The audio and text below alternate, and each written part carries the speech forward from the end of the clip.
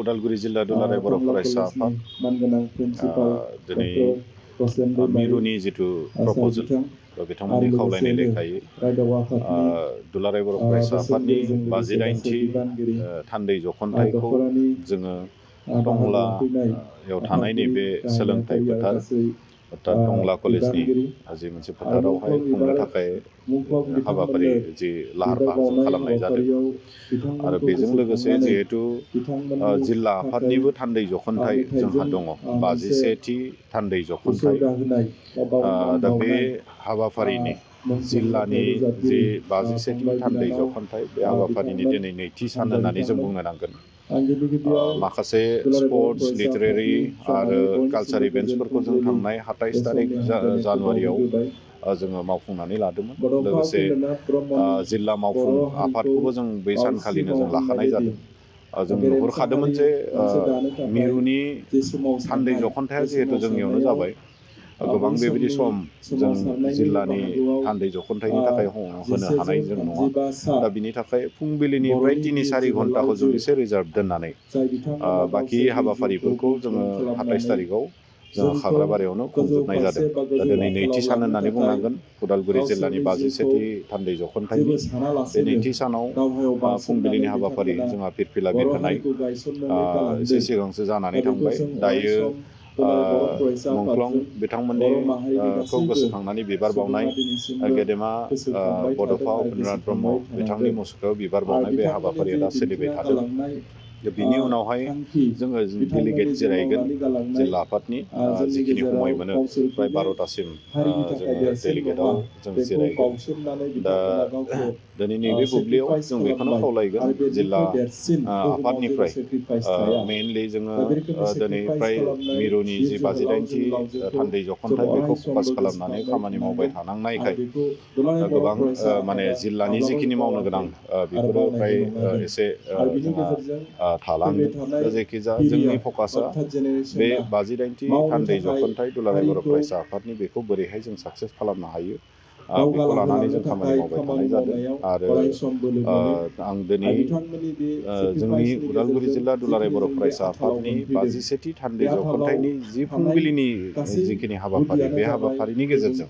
आरो नोंथांमोननि मिडियानि गेजेरजों आं बेखौनो खावलायगोन जे साफ्रोमबो टंला ओनसोलनि उदालगुरि जिल्लानि आरो खाथि खाला थानाय साफ्रोमबो जाहाथे दुलाराय बर' फरायसा आफादनि बे 58थि थान्दै जख'न्थाइखौ मोगथां महर होनो थाखाय मोनसे जाफुंसार महर होनो थाखाय बयबो जाहाथे बाहागो लाफैयो दिनैनिफ्राय जागायगोन दिनै मोनाबिलियाव जोंहा डेलिगेट जिरायगोन बेनि उनाव गोजोन आरो खौसेथिनि थाखाय आलारि बाथि सावनाय हाबाफारि दङ दिनै दा बिनि उनाव गाबोनो जोंहा मोनसे बिराद गुरुत्तपुर्ण मोनसे हाबाफारि जोंनि इयुथ्सफोरनि थाखाय जोंनि फरायसाफोरनि थाखाय मोनसे इयुथ कनक्लेभ लाइमोनफोरनि सावराय जथुम जेराव गोबांथार जोंनि माने गेदेमा सुबुंफ्रा बाहागो लाफैगोन रिसर्स पार्सन हिसाबै आरो बिथांमोननि गेजेरजों जोंनि लाइमोनफोरा फैबाय थानाय समाव बोरै गावनि आथिङाव गसंथानो थाखाय जों मा राहा लामा लानांगोन आरो माखासे मानि कम्पिटिटिभ एग्जामफोराव जोंनि प्रिपेरेसना माबायदि जानांगोन बेफोर गासै बाथ्राफोरखौ सावरायनाय जागोन दा बेनि थाखाय आं खावलायगोन जाहाथे बे हाबाफारियाव जोंनि लाइमोनफ्रा बियो ड्रप आउटआनो जा बियो फरायफुबाय थानाय माने जोंनि फरायसायानो जा साफ्रोमबो जाहाथे बाहागो लाफैयो आरो माबा मोनसे गोदानखौ सोलोङो आरो जुगजों माने गोरोबनानै सोलिलांनायनि माखासे माने सोलोंथाइखौ जाहाथे बे हाबाफारिनि गेजेरजों लायो आं बेखौ खावलायगोन लोगोसे बेलासेयावहाय माने गेट टुगेदार मोनसे हाबाफारि लादों जोंनि आसामाव थानाय मोनफ्रोमबो माने जाथि जनगोष्ठीनि जिखिनि जातीय फरायसा आफाद जातीय आफाद बिथांमोननि माने जथुमनाय मोनसे हाबाफारि लादों बिनि गेजेरजों बोरैहाय जोंनि आसामखौ मोनसे गोग्गो मोनसे समाज दानो आवगायनायाव जों बोरैहाय मोनसे परिबेस दानानै जों थांनो हायो बे सावरायनाय जागोन बिनि उनाव डेलिगेट गाबोनबो जिरायगोन मोनाबिलियाव जोबथा आरो 7 अक्ट'खालि अपेन सेसन दङ अपेन सेसननि सिगां 10:30 बाजानिफ्राय कालचारेल एक्सचेन्जनि हाबाफारि लादों आरो बे जोबनाय लोगो लोगो अपेन सेसन जाय अपेन सेसनाव दुलाराय बर' फरायसा आफादनिफ्राय बा जोंनिफ्राय आसामनि गिबि मन्थ्रि डक्टर हिमन्त बिश्व शर्मा बिथांखौ मानबिदाय बिथांखौ आलासि महरै लिंनाय जादों। बेवहाय गाहाय आलासि महरै जोंनि मेघालयनि बारग' गभर्नर जोंनि रन्जित शेखर मसाहारि बिथाङा गाहाय आलासि महरै बाहागो लागोन। गतिके बे हाबाफारियाव बयबो रायजो राजाफोरखौ बाहागो लानानै मोगथां महर होनो थाखाय आं खावलायगोन दिनै। आरो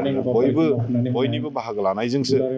जों बे हाबाफारिया साक्सेस जागोन बेनि थाखाय आं बेखौनो खावलायनाय दोनबाय। आरो लोगोसे आं नैबेखौ फोरमायनानै दोननो नंगोन जे जिहेतु जों मोनसे डेलिगेट दा जिरायगोन, बे डेलिगेटनि गेजेरजों